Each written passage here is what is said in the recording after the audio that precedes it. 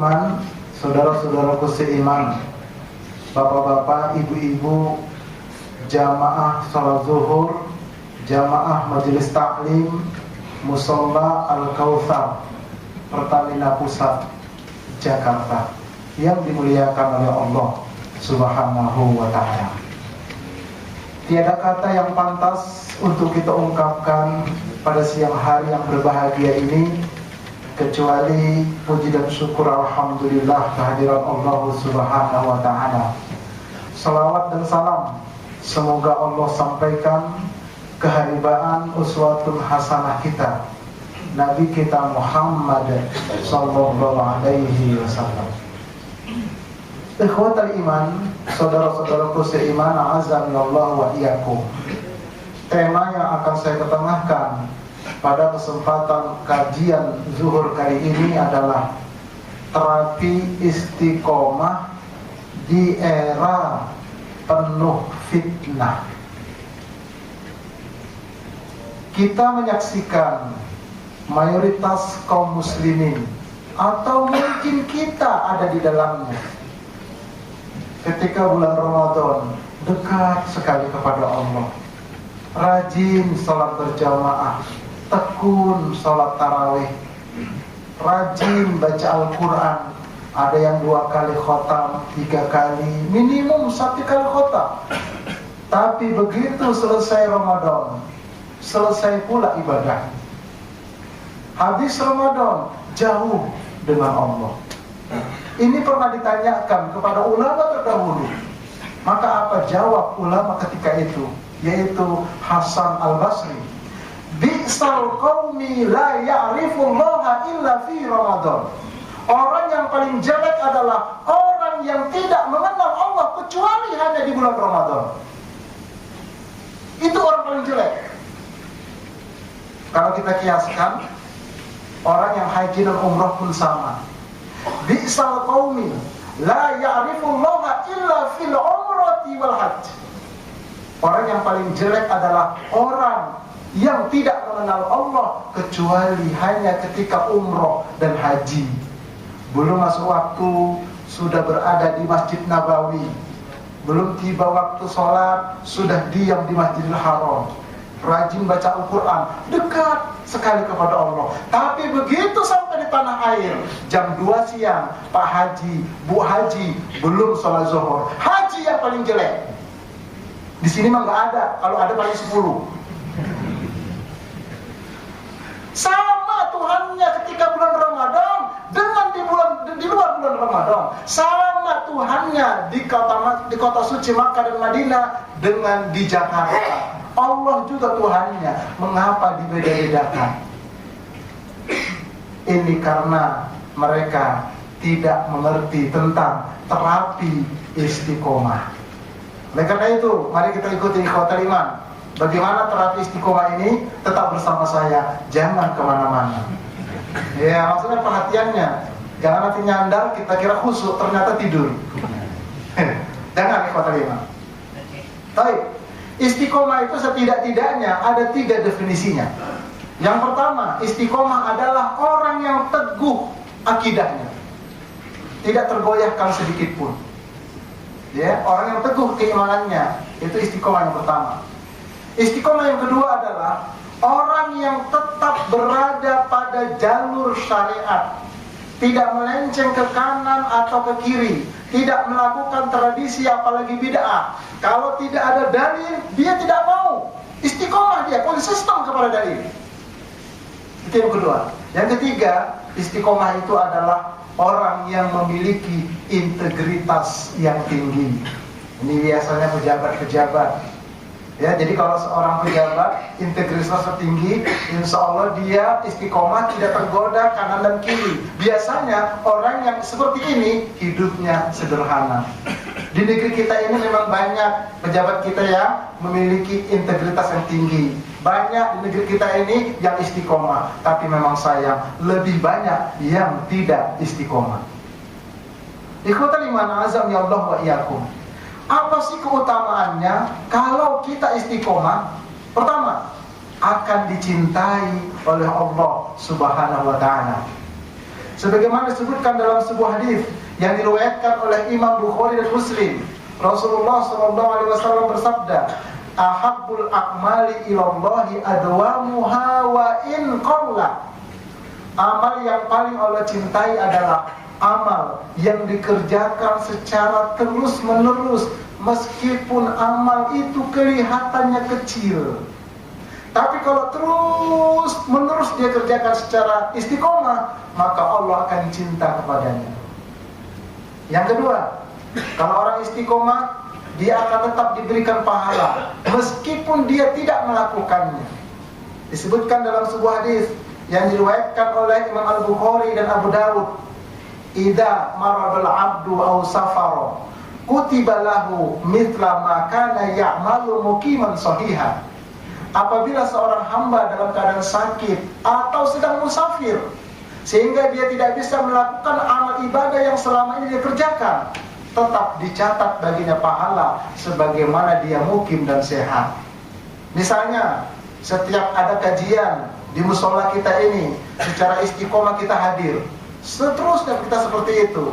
Tapi satu ketika kita sakit, kita ada urusan, sehingga kita tidak hadir, maka ketidakhadiran kita itu tetap dicatat di sisi Allah sebagai amal soleh buat kita. Namun Allah tahu siapa yang istiqomah, siapa yang belang-belang kayak harimau. Allah tahu. Nih ikhwatal iman. Kemudian yang ketiga, keutamaan istiqomah itu akan dihilangkan dari hatinya rasa takut, rasa duka cita, dan diganti oleh Allah dengan rasa gembira. Dalilnya adalah surah Fusilat, surah ke-41, ayat yang ke-30. Allah Subhanahu wa taala berfirman, "Innal ladzina qalu rabbunallahu tsumma istaqamu tatanazzalu 'alaihimul malaika alla takhafu wa la tahzanu wa abshiru bil jannati allati kuntum tu'adun."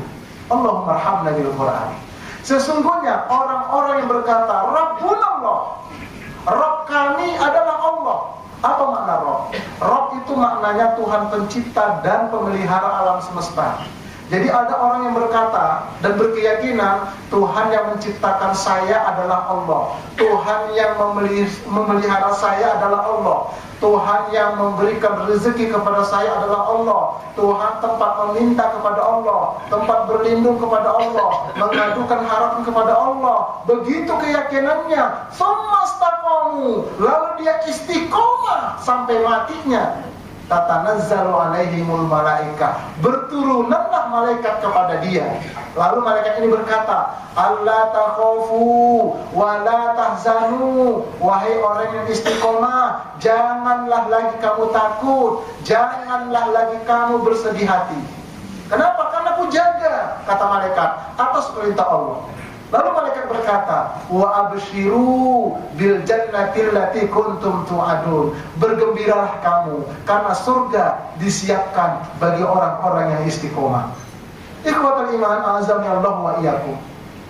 Hidup ini penuh dengan ujian, penuh dengan fitnah, penuh dengan godaan. Terkadang ada orang yang digoda ekonominya susah, dia nggak kuat, lalu dia gadaikan akidahnya.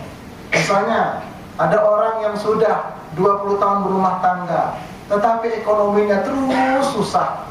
Jualan ketoprak gagal, dagang nasi uduk tidak berjalan, buka konveksi bangkrut. Akhirnya istrinya bilang, "Bang, bagaimana ekonomi kita ini, Bang?" Kata suami, "Iya Neng, saya juga bingung." Apa kata istri selanjutnya? "Bang, barangkali kita kurang ke paranormalnya, Bang." Nah ini dia, kurang ke paranormalnya, Bang. Karena rata-rata orang pakai, Bang. Pakai rata-rata orang, Bang. Iya, warung-warung rata-rata pakai. Ustadz pun sebagian pakai. Punya guru spiritual. Setiap orang, setiap ustadz yang punya guru spiritual itu adalah syirik, musyrik. Karena guru spiritual nama lain daripada dukun. Di Ciputat kemarin ada orang mau berobat. "Pak, saya mau berobat." Apa kata paranormal? "Maaf ya Pak, stok jin sedang habis, dipakai pemilu kada." Ini serius ini, Pak.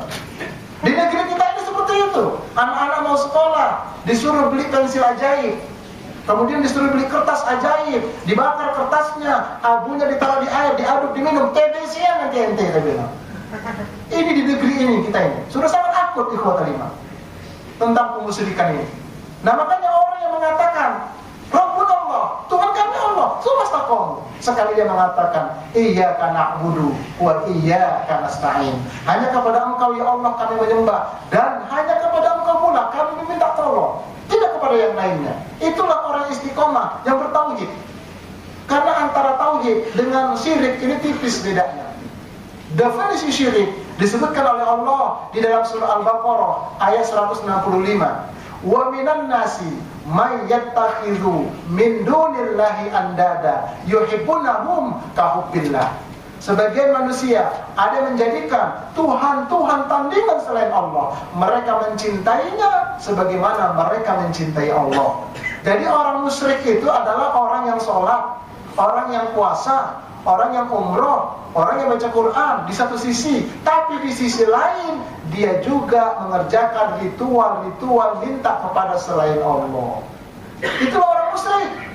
Hati-hati kau terima, jangan tergoda dan terkecoh dengan penampilan. Pakai jubah, pakai sorban, peci putih. Jangan terkecoh. Abu Jahal pun pakai jubah, pakai egel, pakai sorban, pintar bahasa Arab lagi. Dia orang Arab. Ini kok jangan terkecoh kita, saudara-saudaraku sekalian. Nah inilah yang harus terjaga akidah kita. Sebab kalau kita mati dalam keadaan musyrik, walau asyraku lahabita anhum ma kanu ya'malun. Kalau seandainya mereka itu musyrik hai Muhammad, nabi-nabi sebelum engkau mereka itu syirik hai Muhammad, maka hapuslah seluruh amal soleh mereka. Dan Nabi Muhammad juga diwanti-wanti oleh Allah, la in asyrakta la yahbatannaka amaluka. Kalau engkau musyrik hai Muhammad, maka akan hapuslah amalmu semua. Terlebih sekarang ini kita Bapak Ibu sekalian hidup di akhir zaman. Zaman kita ini adalah zaman yang sangat dekat kepada kiamat. Sudah sangat dekat kiamat itu ikhwatul iman. Disebutkan dalam surah Al-Anbiya ayat yang pertama. Allah berfirman, iqtaraba lin-nasi hisabuhum wa hum fi ghaflatin mu'ridun. Sudah sungguh sangat dekat hari perhitungan bagi manusia itu. Sementara manusia itu lalai. Al-Hafidz Ibnu Katsir dalam tafsirnya mengatakan, ghaflatin atau lalai di sini artinya manusia lebih tamak mengejar dunia, melupakan agama, ya, melupakan akhirat. Mu'ridun, berpaling mereka. Akhirat masih jauh enggak, belum terjadi sekarang. Apalagi zaman kita ini belum, masih jauh lah. Itu 14 abad yang lalu turunnya, buktinya belum terjadi sekarang. Astagfirullah. Padahal di dalam sebuah hadis yang diriwayatkan oleh Imam Bukhari, Imam Muslim dan yang lainnya, Rasulullah SAW bersabda, "Bu'ithtu ana wa sa'atu kahatain." Ya, aku diutus dan jarak aku dengan hari kiamat seperti dua jari ini. Lalu Nabi mengisyaratkan merenggangkan sedikit jarinya. Dekat sekali. Nabi Adam sampai Nabi Zakaria dan Yahya itu diutus oleh Allah dari jam 6 pagi sampai jam 12 siang. Itu ibaratnya kata Nabi. Nabi Isa alaihissalam diutus oleh Allah dari mulai zuhur sampai asar. Aku, kata Nabi, diutus oleh Allah dari asar sampai maghrib. Itu Nabi, zaman Nabi. Nah sekarang kita ini sudah sekitar jam setengah 6, udah maghrib. Sudah dekat sekali, kau terima. Nah, di dalam sebuah hadis yang diriwayatkan oleh Imam Muslim, malaikat Jibril datang menghadap Nabi dalam bentuk manusia. Disandarkanlah dua lututnya ke dua lutut Nabi. Kemudian diletakkanlah kedua tangannya di atas paha Nabi. Lalu ujung hadis itu dinyatakan, fa'akhbirni anis-sa'ah. Wahai Muhammad, beritakan kepadaku tentang hari kiamat. Qala, Nabi bersabda, mal mas'ulu anha bi'a'lama minas sa'il. Tidaklah orang yang ditanya lebih tahu daripada orang yang bertanya. Qala, lalu dia berkata, fa'akhbirni an amaratiha. Kalau begitu wahai Muhammad, ceritakan kepadaku tentang tanda-tanda kiamat. Nah, jadi kita wajib mengetahui tanda-tanda kiamat. Dan sudah banyak terbukti. Nabi bersabda, "Antalidal amatu rabbataha." Bahwa menjelang hari kiamat itu, kata Nabi, seorang hamba melahirkan tuannya. Sekarang sudah banyak, ya. Jadi anak menjadi raja, orang tua jadi budaknya, jadi pembantunya. Kalau anaknya kaya, sukses, maka orang tuanya tinggal di rumahnya, disuruh ngurus anaknya atau cucunya, disuruh masak di rumahnya, dibikinkan kamar di belakang, di pojokan. Ini sudah menjadikan anak sebagai tuan, orang tua sebagai pembantunya. Dan sekarang di dunia ini, di Indonesia banyak seperti itu. Kasihan orang-orang tua kita, kapan mereka mau ibadah? Makanya saya berniat ke depan, kalau ada rezeki, ada yang mau bersama-sama kita berjuang, saya ingin bikin pesantren senja. Pesantren untuk orang-orang sudah pensiun. Bukan panti, bukan, tapi pesantren. Saya didik nanti agama, saya bikin ceramah insya Allah.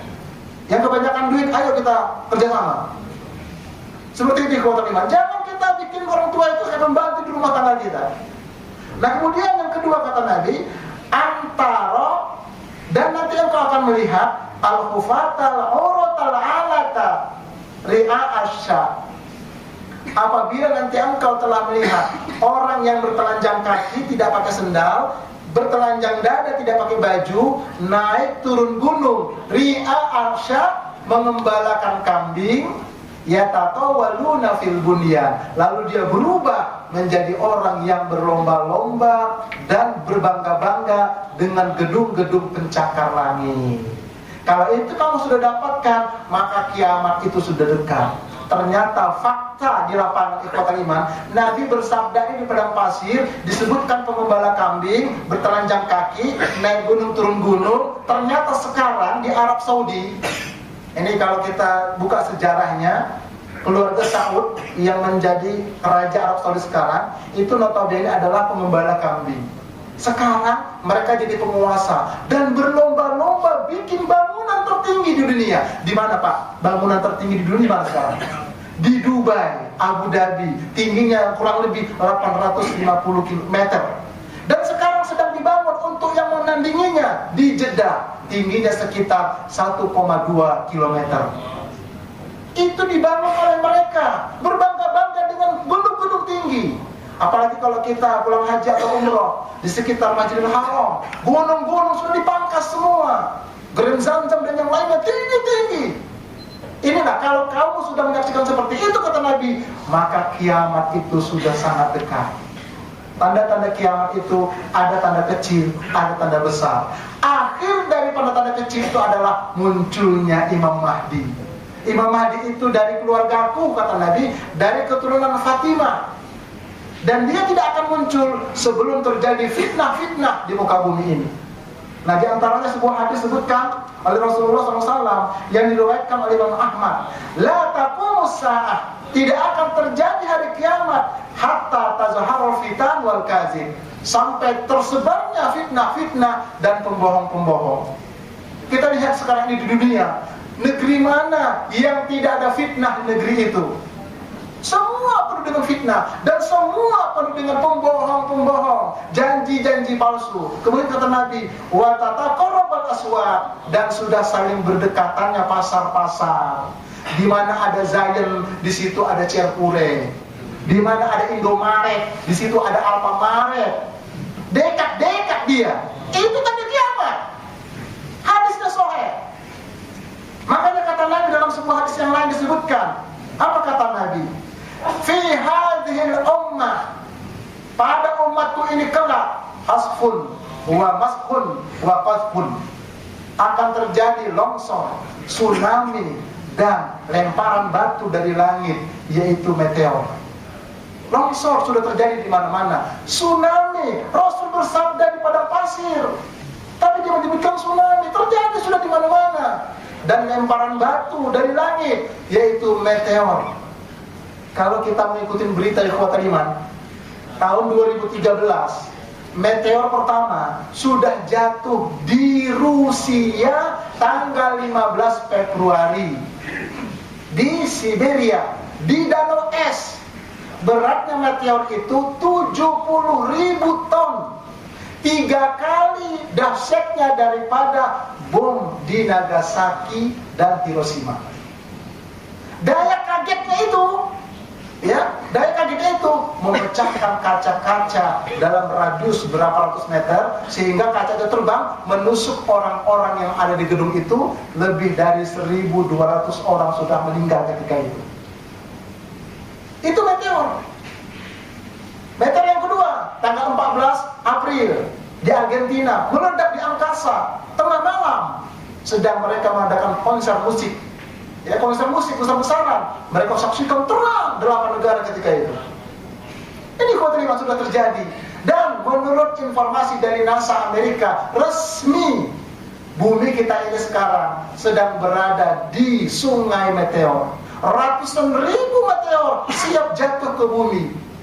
Menurut keterangan NASA, dalam 4 tahun ke depan, 2013, 2014, 2015, 2016, akan jatuh ke bumi ini 1.300 meteor. Yang paling dekat adalah kodenya 2003 Kiki 47 yang ditemukan bulan Agustus tahun 2008. Itu sudah mendekat ke bumi. Dia akan jatuh di bumi ini tahun 2014 besok, yang besar diameternya 1,2 km. Itu kalau jatuh di gunung es, maka akan mencair di kutub utara sama selatan, mencair air laut itu, maka naiklah 7 meter untuk selamanya.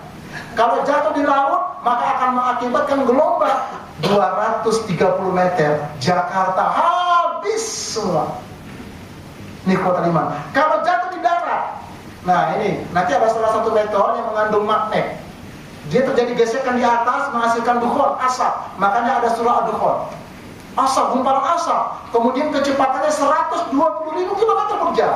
Jatuh menghantam ke bumi dalam hadis itu, maka mengakibatkan lubang yang besar. Kemudian pentalannya itu, serpiannya itu, kecepatannya 850 km per jam. Kemudian itu menghasilkan debu. Debunya itu bisa merubah bentuk manusia. Dihisap, dihirup oleh orang-orang kafir, maka keluar dari hidungnya asap, dari kupingnya asap, dari mulutnya juga, dari tempat buang air juga begitu, lalu mati, gosok kayak karbon. Orang Islam yang imannya tipis, yang imannya tidak istiqomah, yang amalnya tipis, nasibnya sama seperti dia. Adapun orang beriman, yang kuat imannya, yang istiqomah dia, amal solehnya banyak, maka dia seperti flu. Ketika itulah kata Nabi, munculnya Imam Mahdi, dan kalian kembali zaman itu nanti itu kembali seperti zaman batu sekarang ini, pakai kuda, pakai pedang, dan seterusnya, manual semuanya. Bukankah kita mendengarkan perkataan daripada Steve Jobs yang menemukan iPad, teknologi digital terkini? Dia mengatakan, sayalah yang terakhir menemukan teknologi ini, dan setelah saya nanti kalian akan kembali ke zaman batu. Dia beriman kepada hadis ini, kota 5. Setelah itu meninggal dia. Maka nanti begitu jatuh hantaman itu, sungai Efrat, sungai Tigris mengering airnya, maka tersingkaplah gunung emas. Maka terjadilah perang besar yang disebut dengan Armageddon itu. Perangnya manual, Pak. Perangnya manual. Karena senjata semua sudah padam semua, terinduksi dengan magnet itu. Mobil sudah mati semua karena terbuat dari besi. Mobil mati, HP mati semua. Jadi main dilempar di air nanti. Habis semua, listrik mati untuk selamanya. Ini kota 5. Luar biasa ini nggak main-main ini.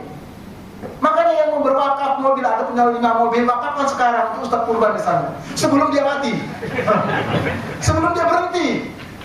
Ya begitu diwakafkan, terjadi itu, ya udah dapat pahala di sisi Allah. Ini ikhwat 5. Jadi luar biasa ini ke depan ini. Nah, disitulah terjadi perang besar-besaran di sana. Setiap 100 orang yang berperang, maka 99 yang mati, 1 yang selamat. Setiap orang yang berperang berkata dalam hatinya, sayalah yang 1 itu. 200 orang berperang, 2 yang hidup. 198 mati. 300 orang yang berperang, 3 yang hidup. Maka ketika itu nanti perempuan 50, laki-laki 1. Barulah bisa kita amalkan poligami secara sepuasnya ketika itu. Tapi semuanya sudah mati, Pak. Semuanya pohon-pohonan mati semua, binatang mati semua. Hanya orang beriman, yang imannya kuat, istiqomah, beramal soleh itu hidup. Lalu makannya apa? Disebutkan dalam hadis, mereka makannya tasbih kepada Allah, subhanallah, walhamdulillah, wala ilaha illallah. Jadi manusia malaikat. Nah ketika itulah baru nanti munculnya Dajjal, ikhwatal iman. Karena dilihat teman-teman di sana pada mati, dia turun, dia keluar, dia ingin murtadkan, dia ingin goda, dia ingin fitnah manusia itu. 40 hari Dajjal di muka bumi ini. Hari pertama lamanya 1 tahun, hari kedua setengah tahun, hari ketiga 1/4 tahun, hari keempat seperti hari-hari biasa. Ini ikhwatul iman. Ini benar-benar terjadi. Makanya sekarang Amerika, Eropa, Australia, mereka sudah bikin bunker di negara mereka. 12 meter kedalamannya, mereka bikin bunker. Dan muatnya itu 500.000 orang. 1 orang itu untuk bisa masuk ke sana sekitar 300 juta bayarnya. Mereka nggak tahu. Begitu nanti turun, nanti magnet tadi itu yang meledak tadi, AC-nya mati, ya mati semua mereka di dalam. Inilah kadang-kadang ikhwatal iman. Dan nanti terjadi perang besar antara Muslim dengan Yahudi. Setiap pohon, batu, semua bicara. Ini Yahudi, kecuali pohon gorkot. Karena itu adalah pohonnya Yahudi. Tapi sampai sekarang, tahu persis, saya belum tahu persis bagaimana bentuk pohonnya. Dan sekarang mereka sudah menanam pohon gorkot itu sekitar 20.000 juta batang. Dan tingginya sudah 6 meter. Ini ikhwatul iman. Tapi nggak perlu khawatir, ada pohon gorkot tebang, di belakang itu ada Yahudi, begitu lagi. Nah kemudian ikhwatul iman, kata Nabi, lebih dekat lagi kiamat itu apabila Syam sudah berbola. Nah sekarang ini kalau kita saksikan, Syam itu Libanon, Suriah, ya, Palestina, itu Syam. Apalagi sekarang kita tahu dalam berita-berita Bashar Assad yang sangat sadis, yang notabene orang Syiah membantai orang-orang Sunni, lebih dari 80.000 orang Sunni 2 tahun ini. Orang Islam yang membela diri dituduh teroris dan seterusnya, itulah fitnah yang terjadi di kota Lima. Nah, kapan terjadi meteor-meteor itu akan menghantam bumi? Kata Nabi selanjutnya, datang seorang laki-laki, ya, qala rajulun minal muslim. Datang seorang laki-laki muslim ketika itu, ya Rasulullah, mata dzalika, wahai Rasulullah, kapan itu terjadinya? Qala, Nabi bersabda, idza zaharatil mafazif wa kasuratil qiyan wa suribatil khumur. Apabila musik-musik telah dihalalkan oleh umatku dan tersebarnya penyanyi-penyanyi wanita dan minuman keras, khamar itu sudah menjadi konsumsi umum. Apabila itu sudah terjadi, maka meteor itu pasti datang. Kita saksikan di kota Lima, musik sekarang sudah gak asing lagi. Bahkan agama dengan dasar agama katanya musik religius dan yang lainnya. Penyanyi wanita, Miss World Muslim, macam-macam sekarang udah. Indonesia Idol dan yang lainnya di kota Lima. Ini kata Nabi. Nah oleh karena itu, tapi setelah mendengarkan ceramah ini, jangan kita pesimis, udahlah kalau begitu gak usah kerja ibadah. Jangan, tetap kata Nabi, andai kata ada sebiji kurma di tangan Anda, besok pasti mau kiamat, maka wajib menanam. Artinya apa kata Nabi? Badiru bil a'mali fitanan. Berlomba-lombalah kalian beramal soleh sebelum datang fitnah itu. Berlomba-lomba, ya, bertambah semangat sebelum datang fitnah itu. Seperti potongan-potongan malam kata Nabi, yusbihu rajul mu'minan wa yamsi kafiran. Pagi-pagi seseorang itu beriman, tapi sorenya dia kafir. Sorenya beriman, paginya kafir. Kenapa? Ya bi'u dinahu bi'aradid dunia.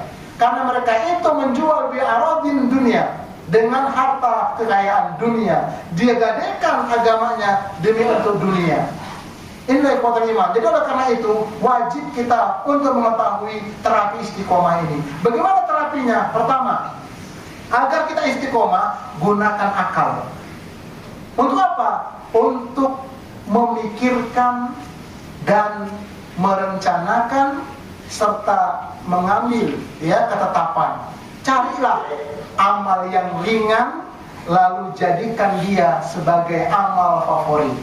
Disebutkan dalam hadis, ya ayuhan nas, wahai manusia, alaikum minal a'mali ma tutikun. Hendaklah kalian mengamalkan amal soleh yang kalian mampu. Ya, kenapa? Fa innallaha la yamallu hatta tamallu. Karena sesungguhnya Allah tidak akan bosan sampai kamu yang merasa bosan.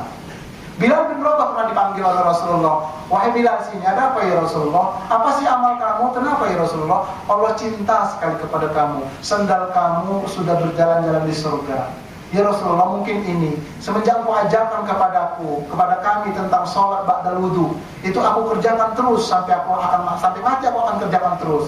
Makanya kata Nabi, pantas Allah cinta kepadamu. Jadi Bilal itu amal favoritnya adalah sholat sunnah ba'dal wudu, dan dia nggak pernah putus wudunya.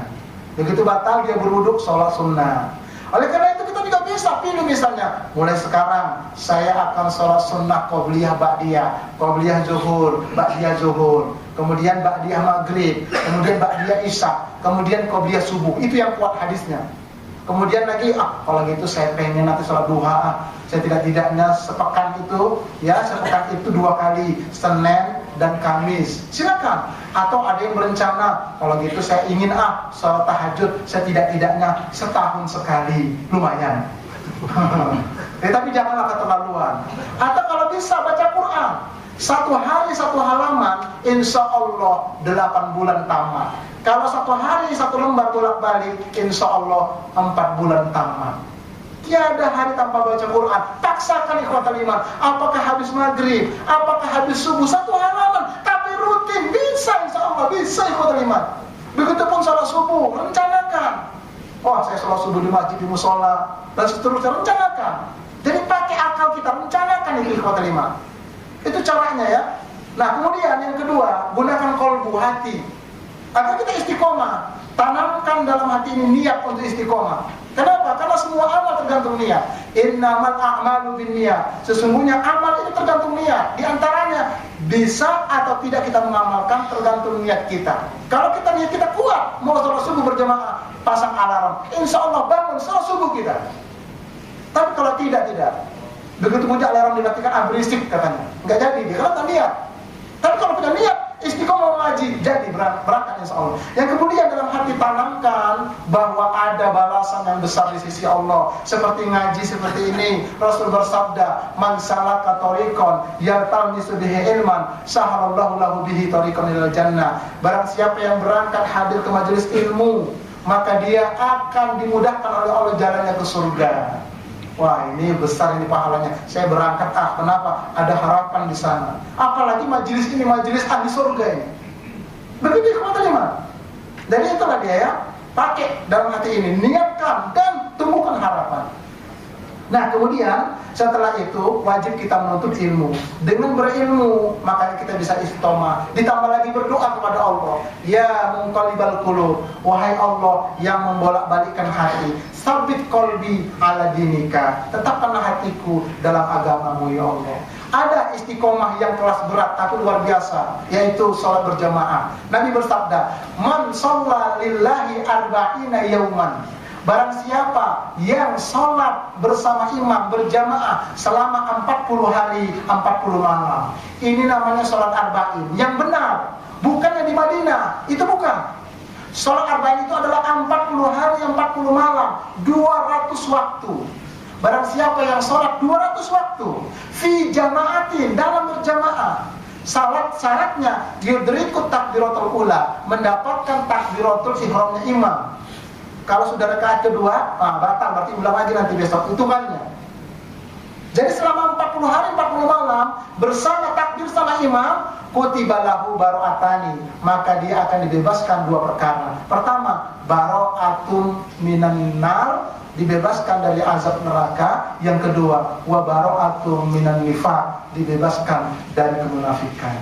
Inilah ikhwatul iman, saudara-saudara seiman, yang harus kita lakukan, kita hendaknya istiqomah. Ya, istiqomah kita dalam akidah kita, istiqomah kita dalam ibadah kita, terlebih-lebih di akhir zaman ini. Ini bukan sekedar omong-omongan tanpa dasar. Saya punya data semua ikhwatan iman, dan bisa kita akses di internet sekarang. Bagaimana itu meteor-meteor yang siap jatuh tahun 2014, 2015 dan seterusnya, sebelum itu terjadi. Dan itu belum kiamat loh, belum kiamat. Masih ada nanti tanda kiamat 10 besar, 10 tanda kiamat, tanda-tanda besar. Itu dan jatuhan itu betul belum kiamat. Itu baru pembukaan untuk datangnya atau munculnya Imam Mahdi. Inilah saudara-saudaraku sekalian, yang mudah-mudahan dengan ceramah ini bisa memotivasi kita, mengajak keluarga kita, mengajak teman kita, lebih untuk kita istiqomah akidah kita dan istiqomah amal soleh kita. Semoga bermanfaat untuk kita dan keluarga kita. Amin. Allahumma amin. Subhanakallahumma wa bihamdika asyhadu an la ilaha illa anta astaghfiruka wa atubu ilaik. Assalamualaikum warahmatullahi wabarakatuh.